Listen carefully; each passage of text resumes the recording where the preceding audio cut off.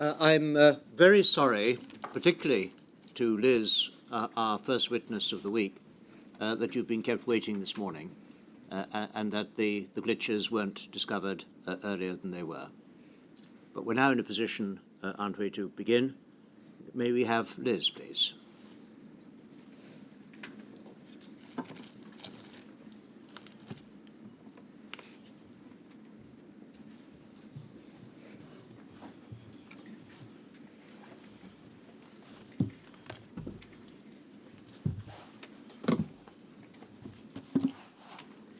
Please state your full name.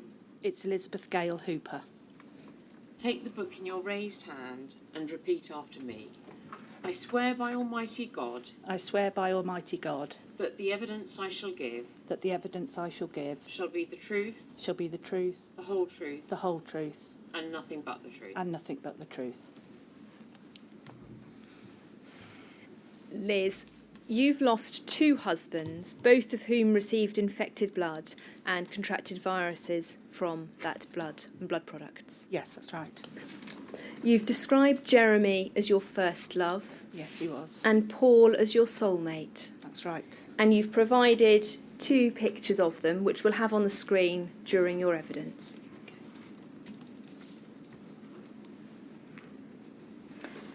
You've said that Jeremy was loud, gregarious and larger than life. Yes, he was. He was... You always knew he was in a room. If you were in a party, you always knew that Jeremy was there. He was always in the middle of everything, laughing and joking. Proper charmer he was. Proper charmer. Proper wide boy. Phil Mitchell. Think of Phil Mitchell, that's how he was, with his bald head, and he used to wear his big leather jacket, and he was a proper wide boy. He was from London, and he always knew somebody who could do whatever you wanted to, whatever you needed.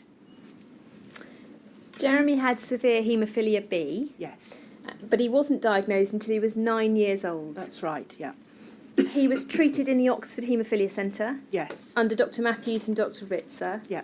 And in fact, his family moved house when he was 13 so that he would be closer to that centre. That's right, yes. When Jeremy was given factor 9 concentrate, was he or were his parents ever warned about any risk of being exposed to any infection? No. Jeremy joined your school when you were in your 3rd year of secondary. That's right.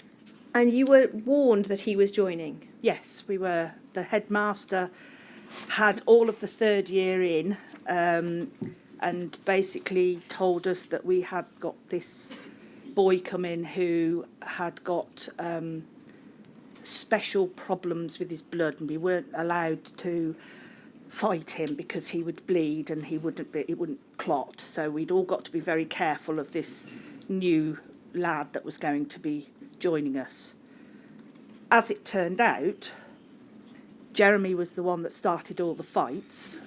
Jeremy was the one that was always in the middle of any problems, and he was the one that was always there instigating the trouble. He was proper little terror. You stayed on in school after your O-levels, yeah. Whereas Jeremy didn't. Yes, he left as soon as possible. And then you met again when you were 16? Yeah, well, I was 15, just coming up to my 16th birthday, and we had an end-of-year party, and Jeremy gate crashed.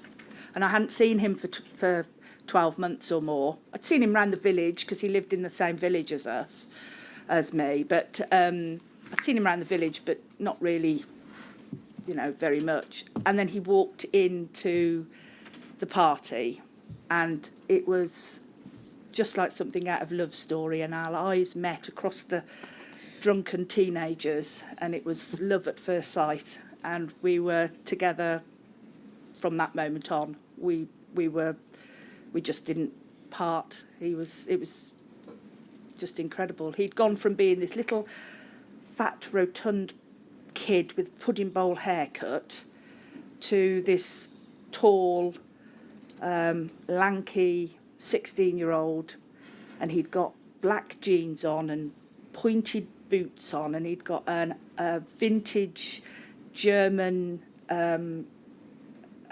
infantryman jacket on. Oh, and he did look gorgeous. And he gave me his cigarettes at the end of the night, and I kept them for weeks and weeks and weeks. You were together for 5 years, and then you got married. Yeah, And had your son in 1993. that's right. Who sits next to you. Yeah, Jeremy had worked his way up in a builder's merchants. yes, that's right. And ultimately became the sales and marketing director. That's right, yeah. And you've described having a big house, nice cars, lots of friends. Yeah. We were the epitome of an executive family. Jeremy earned a good wage. We had a nice house. We went on foreign holidays to America and, Egypt and all sorts of places. I had a new car. Jeremy drove a Mercedes. We were living the dream. And you've said Lewis's arrival was the icing on the cake. It was the icing on the cake. It was unplanned. We weren't sort of... Well, I'd been on the pill and had to come off the pill, and God decided that was the time to strike. And so after a couple of bottles of wine, the following day I said, I'm not going to have a baby. I don't want a baby. But it was too late. I was already pregnant with my beautiful son. Just tracking back a little bit, when there were reports on the television about blood being infected, what was Jeremy's attitude towards that?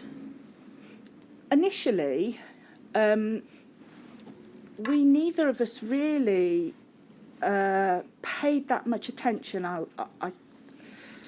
Jeremy was very much a person that kept the haemophilia side of him and the haemophilia society and everything, kept it very much to one side. It didn't interfere with our family life. We didn't really discuss it. It was just something that we lived with. So when they started putting up the horrible gravestone tumbling adverts, initially didn't really think much about it. But then I think it started to play on Jeremy's mind. Obviously he was a haemophiliac, so he questioned his consultant with regards to whether he could or would get HIV through this factor. And from where you lived and your memory of the house, you think that was in about 1987? Yes. We were living in a house in Waterloo Close, because I remember that when Jeremy did ask Dr. Matthews on just a routine, he went up for his routine 12-monthly check, and he just asked Dr. Matthews, and I just remember him telling me in the living room of that particular house. And what did Dr. Matthews tell Jeremy about HIV? He told him that he wasn't to worry, that because he had haemophilia B, the factor 9 had to go through an extra heat treatment, which killed as far as they were aware, killed the HIV virus off, because they hadn't had any known cases of a haemophilia B contracting HIV. At that appointment in 1987, was Jeremy told anything about non-A, non-B hepatitis? No. Was any form of hepatitis discussed at that appointment? No.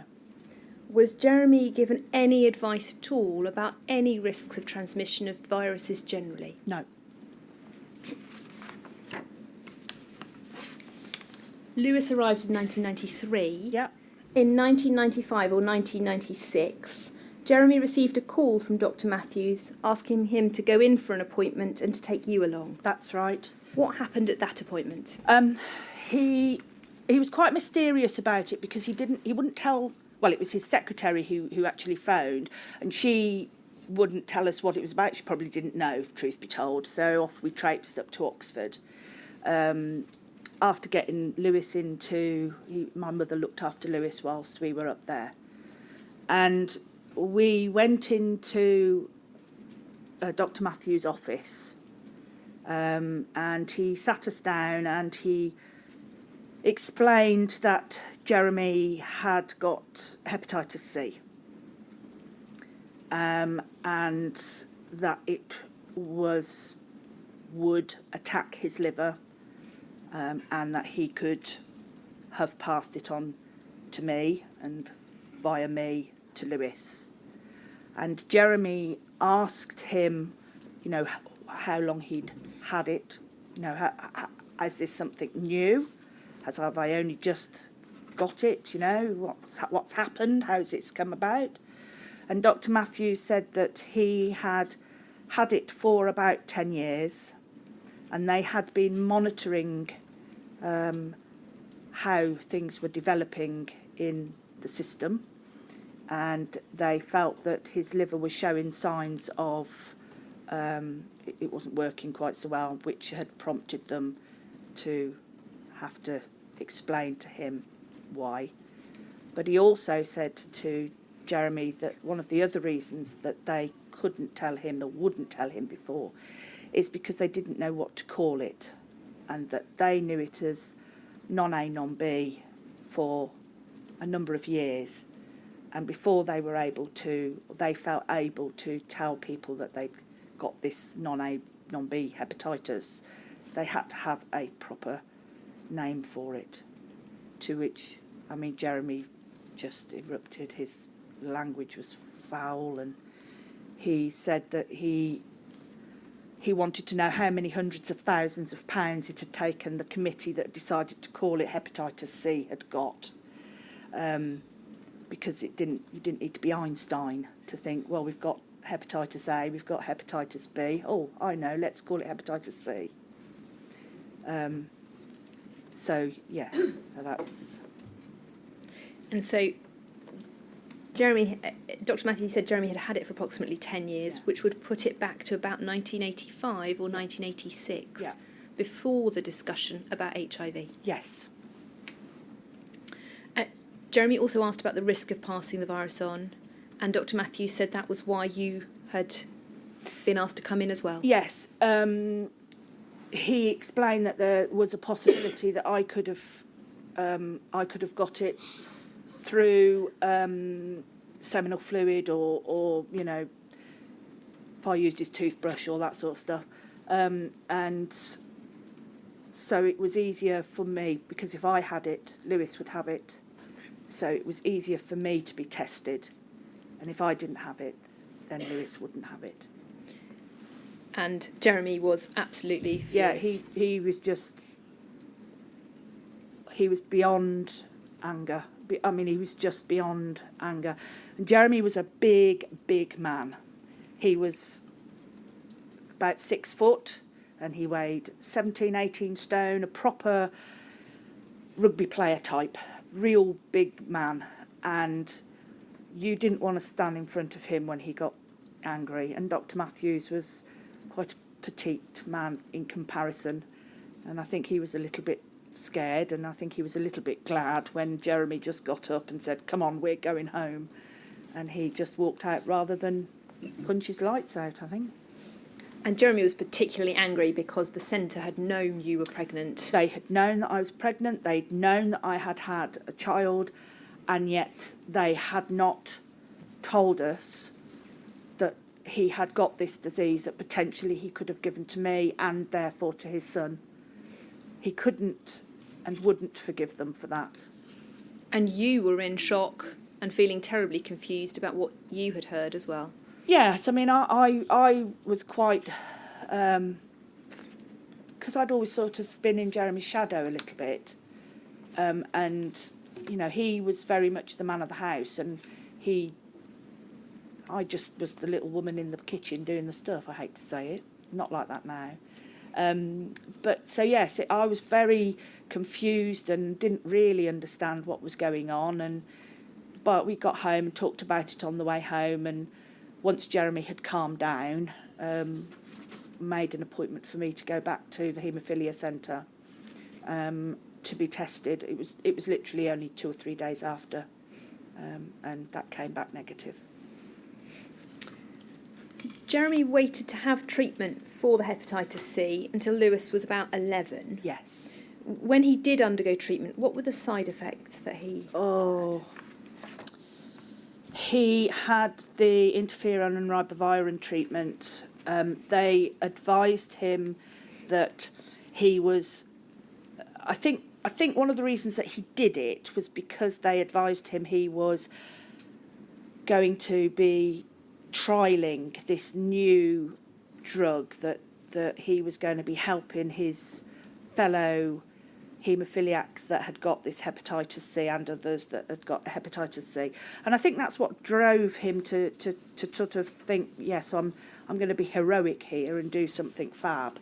So he agreed to go on to this this trial, 6 months, and it was 6 months of absolute hell.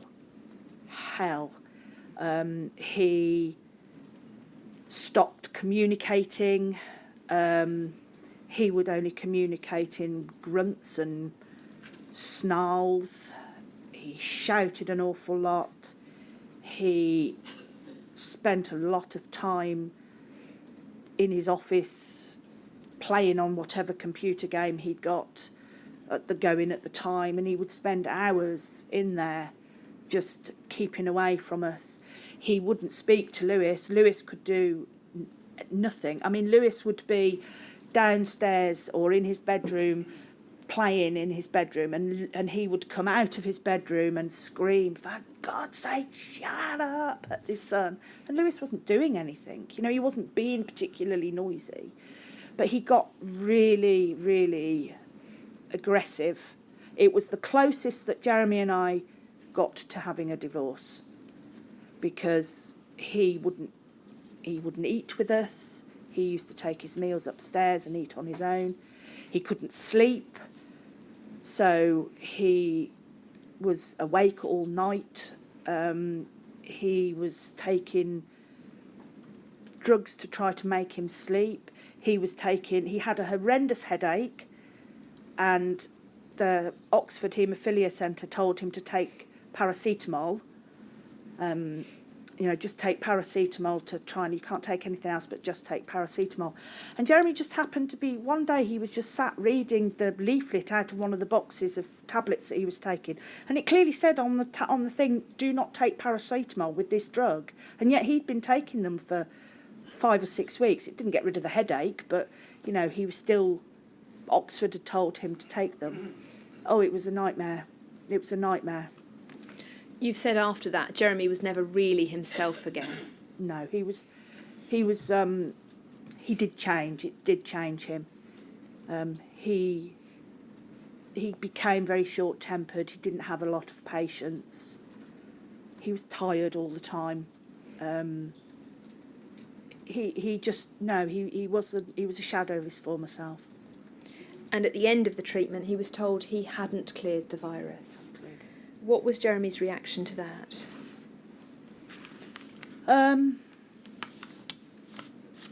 He was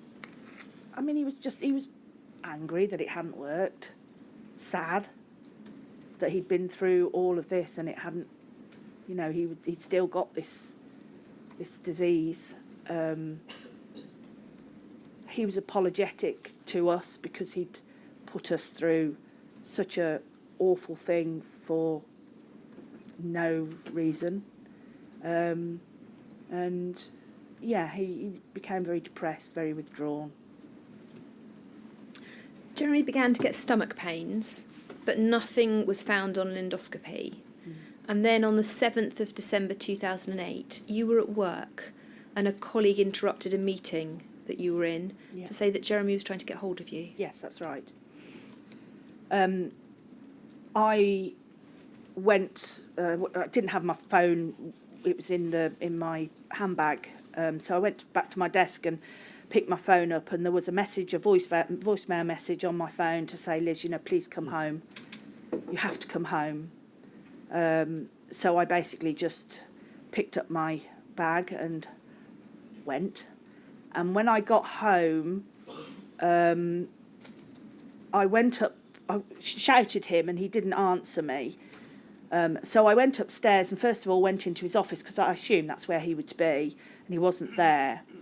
And so I went along the landing into our bedroom, and Jeremy was lying on our bed in a semi-comatose state, and he was able to say that he'd been vomiting blood. So I went into the bathroom. I don't know why I went into the bathroom. It's just one of those stupid things, you know. Oh, go and have a look and see what's in the bathroom. I don't know why. But I went into the bathroom and it was just, oh, God, it was like the Texas Chainsaw Massacre. I've never seen anything like it. Blood everywhere. I'd phoned 999, obviously, by that time, and the paramedics came and managed to get him out of bed and down the stairs, which proved quite difficult because I say he was a heavy man. And they managed to get him down and into the ambulance and off to the to Warwick Hospital. And I followed in the car. And when I got there, they'd managed to the bleeding had stemmed and it had stopped. And they'd got him in a little side ward, and they said that they were going to do an endoscopy the following day. And they couldn't do it in the afternoon. They had to do it the following day because they needed to get the piece of equipment that they'd used on a previous endoscopy that Jeremy had had at the hospital a couple of years previously. Which I always thought, you know, why would you keep... Jeremy thought it was highly hilarious because that they'd kept this piece of equipment, as he said, in the loft in a bag with Jeremy Foyle written over it.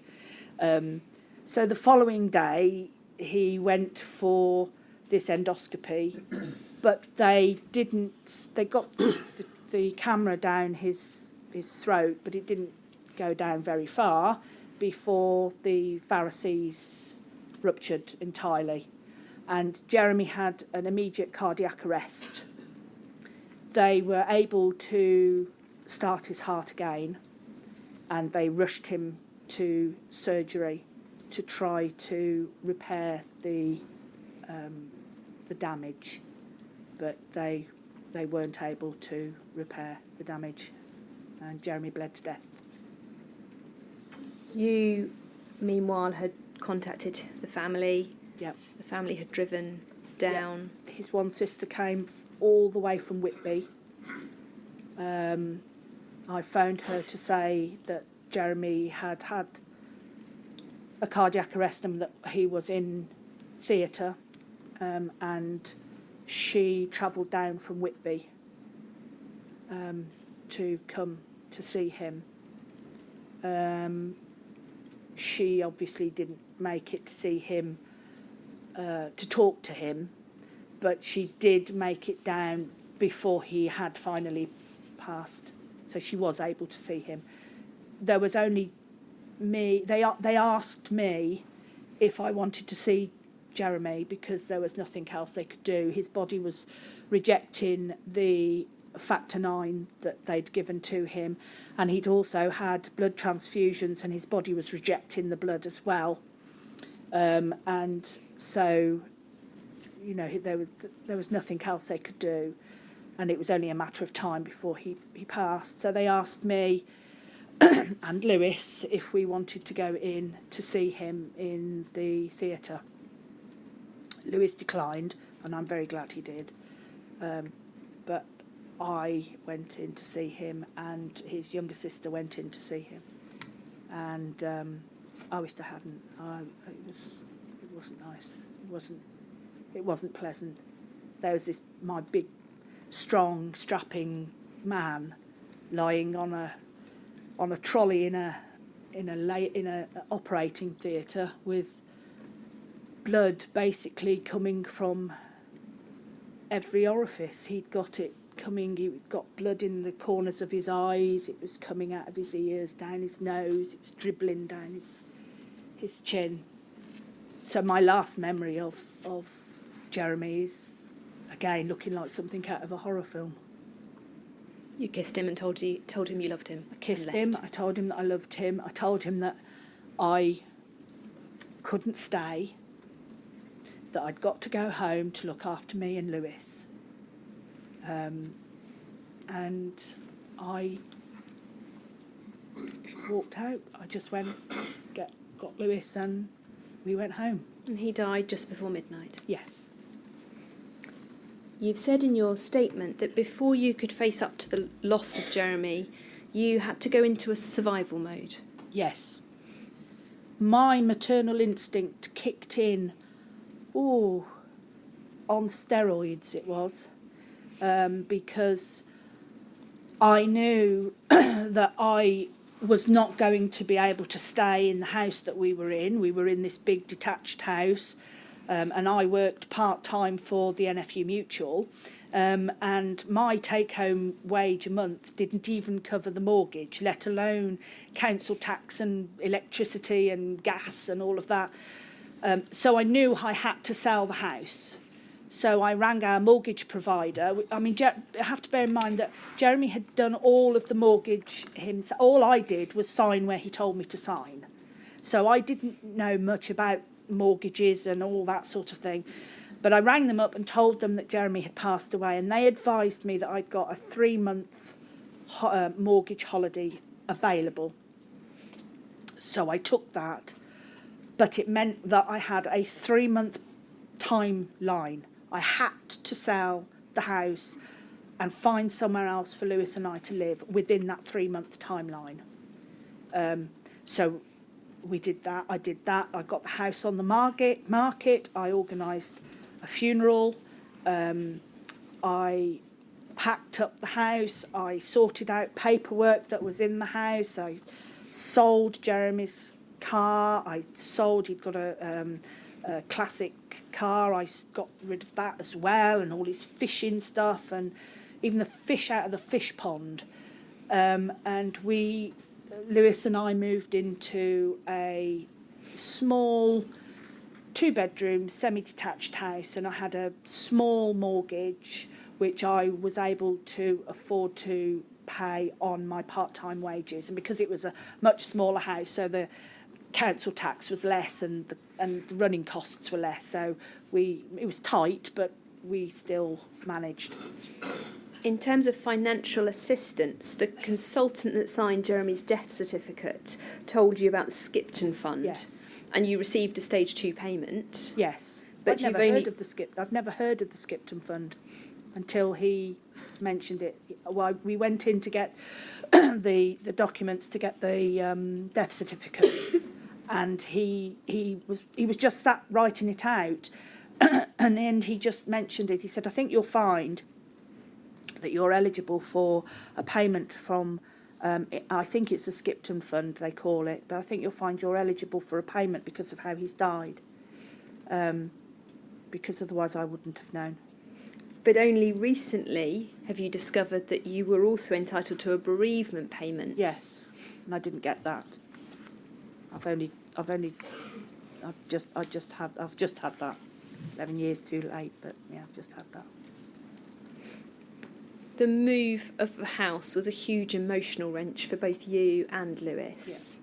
Yeah. You got Lewis through his GCSEs, and then you've said it was like you hit a brick wall. Yes. Once we were settled, and Lewis had, as I say, gone through his GCSEs, and he did tremendously well. He still managed to get 13 GCSEs. They weren't to the projected levels, but he still managed to get through them after everything he'd been through, and helping me and reading mortgage stuff and things like that. And we were sat having our tea one night. It was spaghetti bolognese, and I'd got a forkful halfway to my mouth, and Lewis just said to me, "I think I'm going to stop at such and such's on Saturday night." And that was it. It was just somebody thumped me in the stomach, and I just couldn't breathe, and I started to cry, and boy, did I cry, and I did not stop, and I could not stop.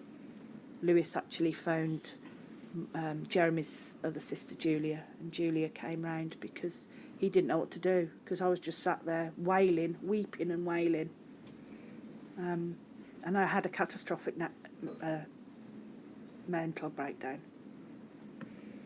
You've described it as I couldn't speak to anybody, I didn't want people to talk to me, I just wanted to sit in a corner with a duvet over my head. Yep. It was a very, very dark time for me. It hurt even to make decisions, even whether or not I wanted Marmite on my toast. He'd been my life, he was my everything. Exactly. It was just the realisation that he wasn't going to come back. I suppose in the back of my mind there was always this, this is all just a bad dream, and I'm going to wake up and none of it's going to be real. He's going to come in with a cup of tea and we're just going to carry on as we've always done. To suddenly realise that that's not going to happen. And it was just, I couldn't, my brain was just, it was just like I'd got fog in my head and I couldn't see through the fog, and I couldn't make my mouth work to say the words, and people would speak to me and I would just look at them as if they were talking to me in a foreign language. I didn't understand. I didn't want to understand. And I didn't want to make decisions. I just wanted to sit and hoped it all went away. And if that meant that I didn't eat and Lewis didn't eat and the house went to rack and ruin at that point in time, I didn't care. And throughout that time, Lewis provided you with huge support. Lewis was the hero of the hour. Lewis and my parents, but Lewis primarily, he would go and do the shopping, he would make something to eat, he would bring me cups of tea, he would coax me to drink them, he would berate me, he would cajole me, anything to try to break this wall that I'd built up in front of me, and I just didn't want anybody, not even Lewis, to get past it and get to me, because I was too vulnerable, fragile. During that time, were you or Lewis ever offered any counselling or psychological support? No, nothing.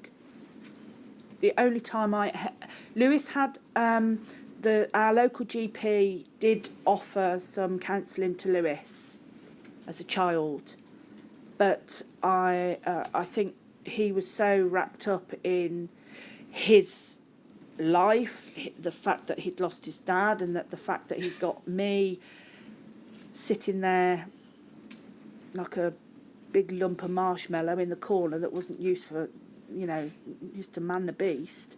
He was having to do so much, so he declined that. But no, we didn't. The only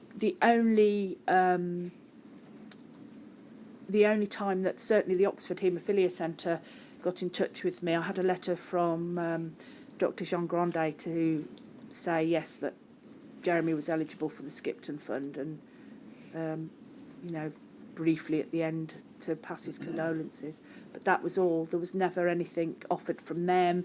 They didn't advise me to go anywhere, to try anything. Nothing. We were just cast adrift. That was it. In 2009, Lewis set up a profile for you on Facebook. Yes. And you ended up connecting with Paul. I did. It was just a comment, friend of a friend sort of thing, and the comment, we started to talk, and via Facebook, via Messenger, and then from Messenger onto texting, and then from texting to phoning one another up. And then I met him first of all in April, and that was the first time I met him. And it was absolutely uncanny. It really was uncanny that I picked him up from Stratford train station, because first time I ever met him, and he was coming away with us to our friends in Cambridgeshire to celebrate Jeremy's birthday, actually. So I always thought, what a brave bloke to actually come and first meet this woman that he's been talking to, although we had been talking for a few months and we got on like house on fire, just the first time you clap eyes on her in the flesh was to go away to stay in some people that you hadn't met. But we just literally, I got out of the car and walked up to him and we started to chat, and then we didn't stop chatting up until he died, really. We just carried, it was as if we were carrying on a conversation that we'd had decades before. We both felt very much like we'd met one another in a previous life, if you will, because it was just really, really special, really uncanny. Paul told you he was a haemophiliac. Yes, he did. What was your reaction to that? Is that all? He said, "I'm sorry, I've got to tell you something. I'm not very well." And I said, "What's the matter with you?" And he said, "I'm a haemophiliac." And I went, "Oh, is that all?" I'd been married to one for 23 years, haemophilia. Laugh in the face of haemophilia. So, that was that. He didn't tell me he was HIV or hepatitis C until we met, I hasten to add. He didn't tell me that over the phone. But it didn't matter. I mean, I was smitten. It didn't matter. He could have had leprosy and I wouldn't have cared. Paul had severe haemophilia A. Yes. And was treated at the Birmingham Haemophilia Centre under Dr. Hill and then Dr. Wild. That's right. He was treated with factor 8 concentrate. That's right. As far as you're aware, as far as he ever said, was he ever warned of any risks involved in receiving factor 8 products? No, he was never told. As you say, when you met, Paul told you he had HIV and hepatitis C. Yes. And had been infected for about 25 years. Yes. At the time you met, Paul was also emerging from what you've described as a dark period of isolation. Yes. After an attack that was entirely unrelated to Yes. anything involved in this inquiry. Just a random, He horrible was attack. A random attack on the streets of Walsall. He was badly beaten up by a group of young men. And it ended up with him having a burst, his spleen burst.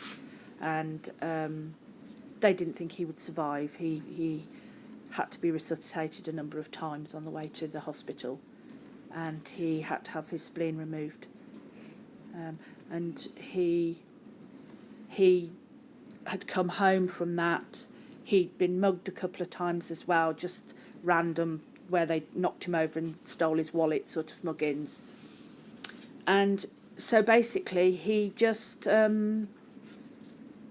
sat in his house. He stopped all of the combination treatment for his HIV, and I think he just was sitting there waiting to die. I think he just wanted to die. He didn't want to go out.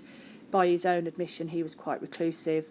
He would go out to he'd go to Flann O'Brien's on a Friday night to have a pint, and that was about the limit. And he would have a driving lesson with his friend Lynn, but that was about it. He didn't mix. He didn't go out.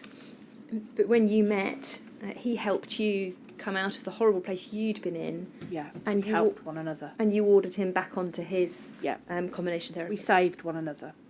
We always said. I mean, I'm not particularly religious. Paul wasn't particularly religious, but we always said that God brought us together because we both needed saving for different reasons, and and we did save one another. Quite literally, we saved one another. You've said that by the time you moved in together, you'd settled into a routine of a happy middle-aged couple. Yeah. But that Paul's illness had a much greater impact on your lives together. Yes. Paul was... Jeremy had... If you looked at him, he was a big, hefty chap, but he didn't look particularly ill. His mobility wasn't particularly good. He struggled to walk very far, but he just looked, like a healthy bloke. Nobody would know that there was anything the matter with him. Paul was a different kettle of fish. He was actually physically better than Jeremy in that he could walk a lot further. I mean, we used to walk miles.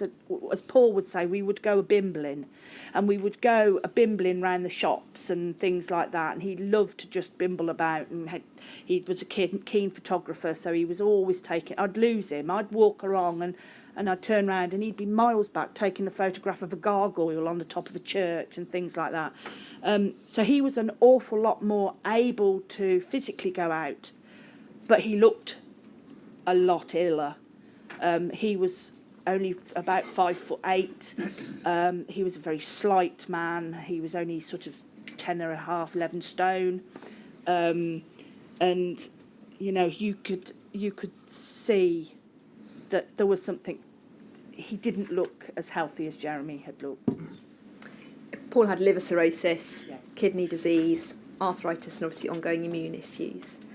And then towards the end of 2015, he went into the haemophilia centre and had high blood pressure. Yes, he went in. It was just a routine trip to the QE, and one of the nurses took his blood pressure, and she just sort of said as a passing comment, "Oh, your blood pressure's high today," and you know, wrote it down in the notes as they always did. I mean, I was there with him, and that was it. Carried on doing what they did, took bloods, and you know, just as a normal routine check in the centre. She didn't say anything to us about how high his blood pressure was. Maybe we should have asked. I don't know. We didn't think. We naively assumed that if it was high enough to cause her concern, she would have either have gone and got one of the doctors to look at him, or at least would have said to him. But she didn't say anything to him about going to see the doctor, so we didn't. We just went home, and that was that. And then a couple of months later, Paul said that he woke up one day and he'd got a headache, and he couldn't get rid of the headache, and he kept on and on about, you know, this bloody headache's driving me mad. So in the end I said to him, well, maybe it's a migraine, because it sort of dragged for a little bit, not developing but making him feeling poorly. So I had some Migraleave tablets, so he took a Migraleave tablet and he went to bed. And that was that. And the following day he got up and the headache still hadn't gone. It was no worse, it was no better, but he'd got squiggly lines in his sight. And again, we just assumed that it was his first ever migraine. He'd never suffered from them before, but, you know, because of the squiggly lights, we just seemed to thought that was more likely the case. But as the days went on and the lights didn't disappear and things just got worse and worse, in the end I said to him, you better go to see the doctor. And he went to see the doctor, and his blood pressure was astronomical, and he immediately went on to blood pressure tablets and things, but they referred him to see an ophthalmologist because of the eyesight issues. And it turns out that they did a brain scan, and it turned out that Paul had had a stroke from high blood pressure, and he had developed hypertensive retinopathy because of the stroke. And over the next few months, his eyesight deteriorated to the point where he was registered blind. He was registered, yeah. And for Paul, that was terrifying. Absolutely took the ground from underneath him. He'd always liked it. We lived in a small rural village, and he liked to, you know, bimble down the village to the shop and to our local pub to have a pint of Guinness of a lunchtime and pop home and, you know, just live the life that he'd earned and, you know, that we all want, you know. He just used to go around. He was very popular in the village. A lot of people knew him. So, and that was suddenly taken away from him because he couldn't do it on his own. Although he had support from Warwickshire Vision Support, and they came out and helped him with the use of the white stick and encouraged him to try to go out on his own, use it, because it was only a small village, so but the most he ever really got was he'd go up to the doctor's, which was literally just the other side of a big Georgian house, but that was about it. If he went for a walk around the village, I had to be with him. He wouldn't go out on his own.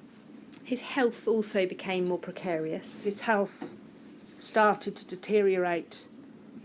Really, from that moment, his health started to decline, and he started to lose weight. He was very picky eater, and he would just have things like cup of soups and stuff. He didn't want to eat anything, and he got the big bloated tummy like somebody that had that was starving, and his arms, he was just wasting away in front of me, and he was so depressed. And then I started to recognise that he was having some mood swings, and his whole character was starting to change, and he actually had a seizure.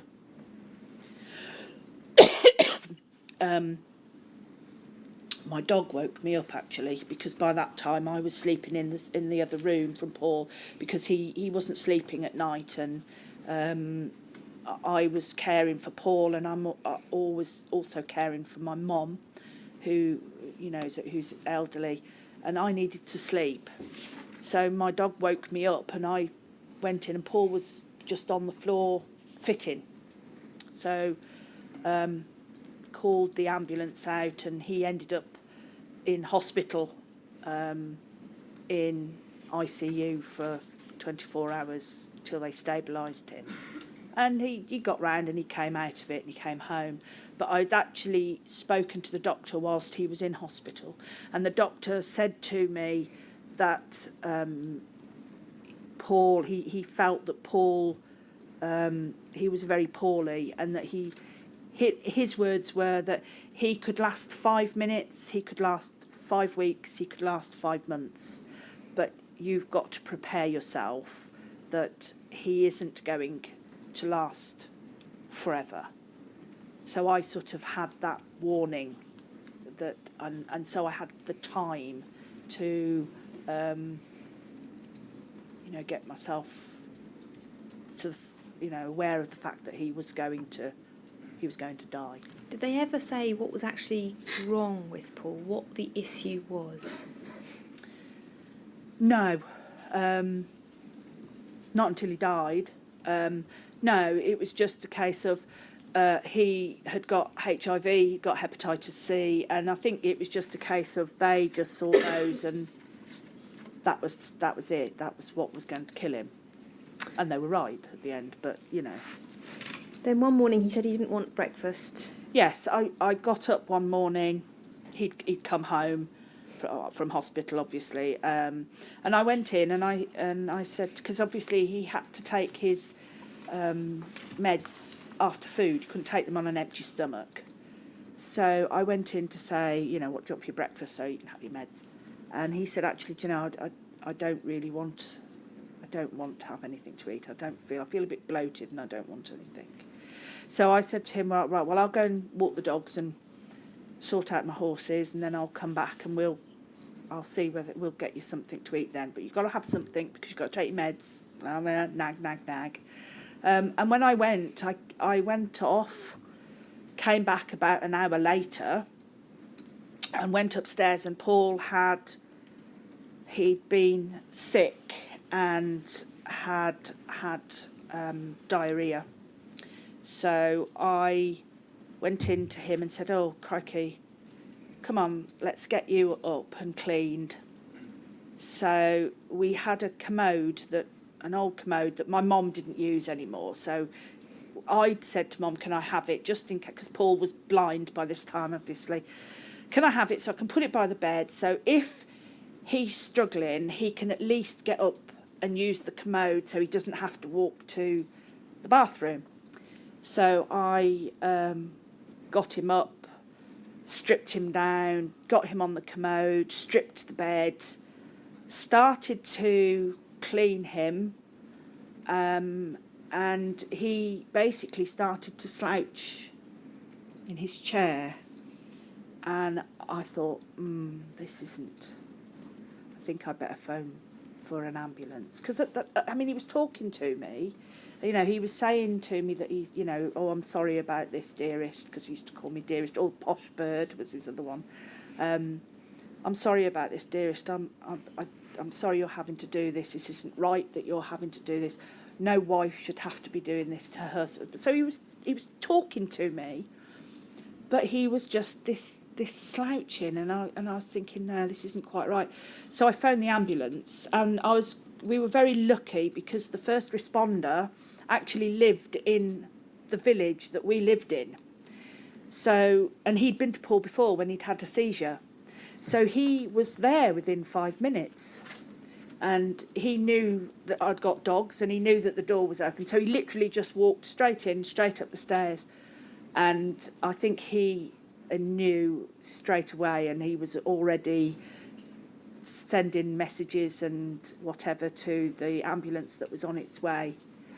And he took Paul's vital signs, and they were obviously weak.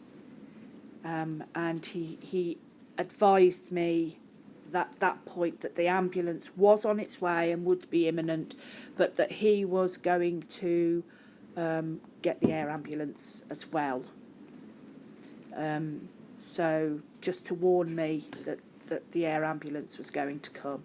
At this point, I was sitting next to Paul, crouching on the floor, and I'd got Paul's head on my chest and my arms around him. And he's still naked. He was still naked, and I still hadn't had chance to fully clean him up below. So there he was, sitting on a commode in the nude with faeces all up his back. And I said to him, whispered to him as all these paramedics started to come in, and I whispered to him, "Don't you be dying on me, Hoopy. I'm not ready yet, so don't you be dying on me." And he said, "Don't be silly, don't be daft, you silly woman, I'm not going anywhere." And then we heard the helicopter, and the paramedics said to me, can you go and guide them in? They were coming in to land in the playing field at the school behind the cottage where we lived. So I gave Paul a kiss on the head and said, don't be too cheeky to them, because there was one of them was a woman paramedic, and he was a bit of a flirt. And off I went, and came back with the air ambulance crew, and they have a doctor on board. And I sat downstairs, because by this time I must have had, I think I'd got 4 paramedics, the first responder, the pilot from the helicopter, and the 2 medics all in my bedroom. So there was hardly any room. So I sat downstairs, and I could hear them talking, and then I heard all this banging and crashing. And then it all went fairly quiet. And then the doctor that was with the air ambulance came down, and she sat next to me, and she held my hand, and she said he'd had a cardiac arrest, that they'd brought him round, but she didn't think he was going to survive. She said they were going to get him to the hospital, but they couldn't take him in the air ambulance because they'd already brought him round with the defibrillator, and she was pretty much certain that they would have to do it again on the way to the hospital, and they can't do it on the helicopter, obviously, for obvious reasons. So, and I wasn't allowed to travel with Paul. I had to go in separately. They wouldn't let me on the ambulance. But when they brought Paul down, he was alive, but he looked horrendous. He was ashen. He'd got no colour. He had 2 more cardiac arrests on the way to hospital. Yes, yeah. And there wasn't much more they could do for him. They put him on life support, and when I got to the hospital, they said that he was on life support, but he wasn't going to survive, and he was going to die, basically. And could I have their permission to turn the life support off? And I said yes, they could, but I needed to let his brother and his sister know. He was estranged from his sister. I met his sister for the first time at Paul's funeral. They hadn't spoken for many years. His brother, he was a little bit more, closer to his brother, but they weren't a particularly close family as such. So they waited until Vic and Maureen came from Birmingham, and once they'd been in and said their goodbyes, then they turned off the life support.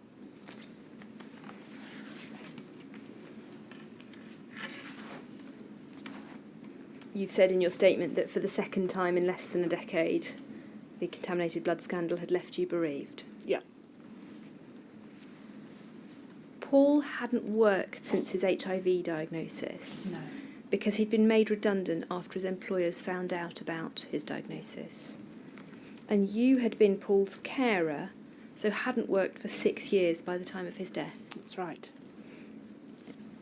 You've said in your statement that EIBSS have been nothing short of rubbish. Why is that? Well,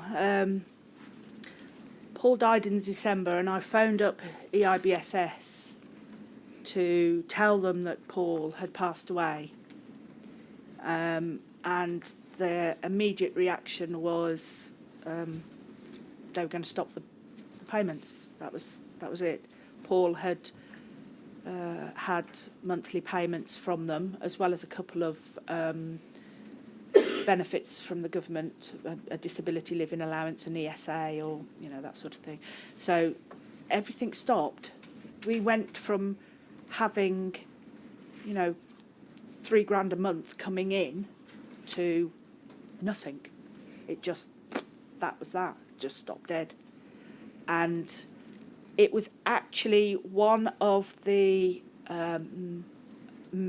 other widows of the Tainted Blood group that told me about what you are eligible for a top-up payment. They didn't tell me. It was one of the widows that said, you do know you can have this top-up payment. And so the rigmarole began. And bearing in mind that there was no money coming in, we had a mortgage, we had council tax to pay, we had electrics and everything to pay, and I had nothing. All I had was £179 widow pension a month from Jeremy, one of Jeremy's pensions, a frozen pension that he'd had years before. And that was my monthly income. And I didn't have anything. And I went to the EIBSS, and yes, we'll send you the forms. I had to wait for the forms, and then it was, yes, you fill this form in, and then they want this piece of evidence, and then they want that piece of evidence. And when you've done that piece of evidence, you need to get this piece of evidence to back that piece of evidence up.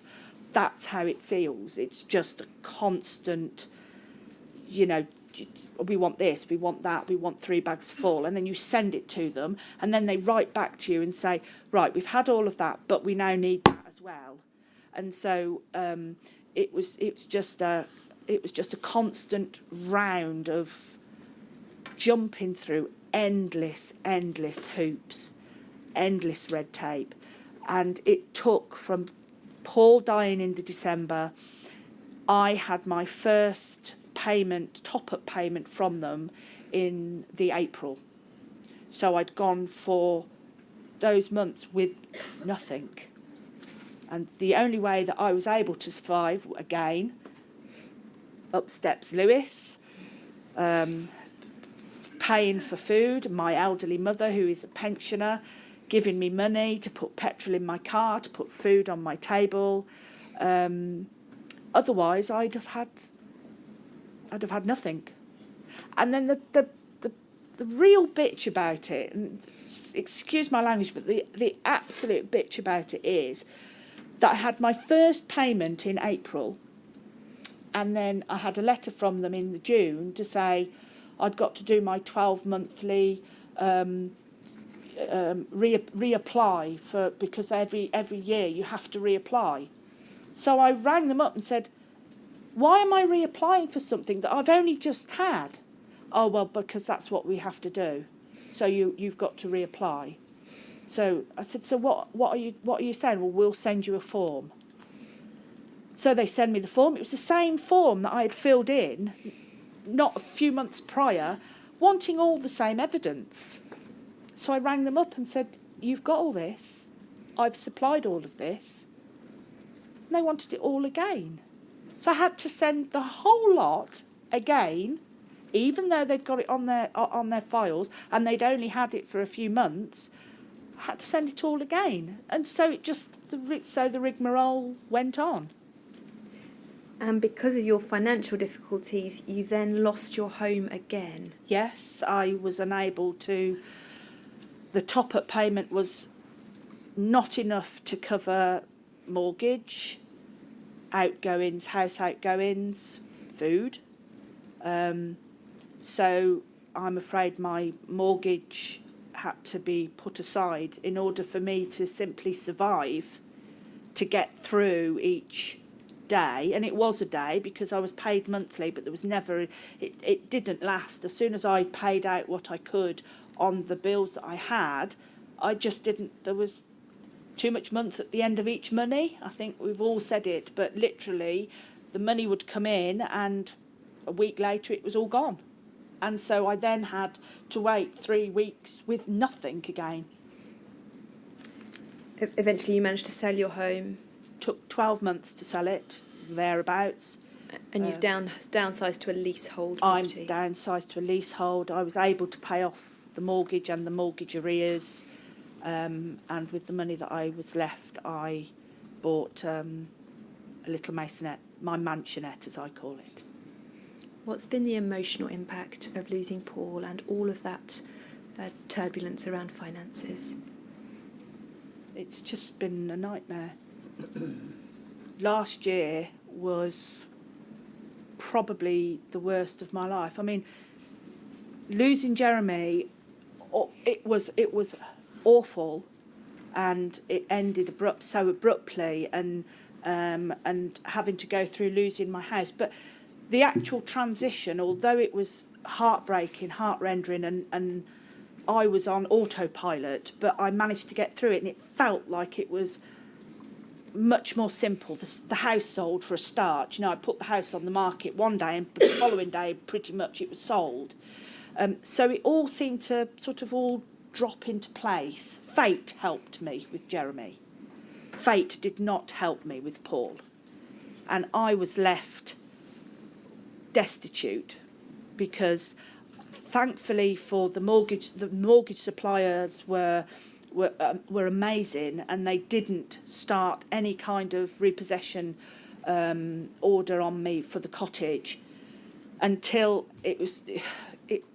my luck changed, because I finally managed to sell the cottage, and about 3 or 4 days after accepting the offer on the cottage and getting solicitors sorted and all of that, I had the letter from the mortgage supplier to say that they were actually starting repossession to get the cottage away from me, and I was able to ring them up and say it's sold. I mean, they'd been, I can't knock them, they'd tried everything they could. They even put me in touch with somebody that they used to try to sell the house on their behalf, and no. So last year was just, it was the year from hell. It was awful. You finished your statement very powerfully, and if I may, I'm going to just read a paragraph from it. Yes. I've known and lost 2 of the best human beings ever to have walked this earth. For me, it's about answers. I want to know why. I'm honoured to have known both of them, I really am. I've been a privileged woman. I had my first love and I had my soulmate. They'll always be with me, and I will love both of them equally. My heart overflows with love for the pair of them. They're amazing men, and they need their stories told, both of them. Those are the questions I have for you. I'm just going to turn to Mr. Snowden, who, as you know, represents you, see if there's anything else he wants me to raise. And before we finish, I think there's something else you wanted to finish with. Yes. I wanted to be a little bit different from everybody else, so please forgive me. I've written a poem. I'd like to thank my son Lewis and my mum for their love and financial support, and to the Tainted Blood family for holding me up on the worst of days. But mostly, I'd like to thank my husbands, for heroes they are both. Never got the chance to tell their stories under oath. Two good men in every sense of the word, taken away so cruelly before they could be heard. I would like to thank you for your love and for making me your wife, and to tell you both, my beautiful men, you really were my life, my first love and my soulmate. I couldn't ask for more. Maybe one last conversation before you closed the door. So now I am sitting here in the capital of our land, and I am hoping that Sir Brian will take things into hand, and the justice that so much deserved can finally be found before any more casualties fall on this battleground. Thank you. It is great wonder to me that, since you have every right to be bitter, some may think, you have shown no trace of that, and you've described yourself instead as privileged. You've given us a remarkable account, full of detail, some of which is truly horrible. But you've given it in an undaunted way. I can only say I am in some wonder, and I thank you very much. Thank you. Thank you.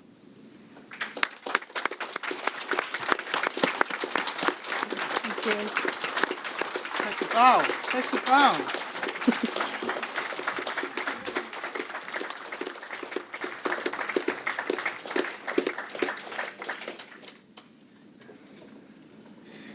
We'll start again at 5 to 12. Thank you, sir. 5 to 12.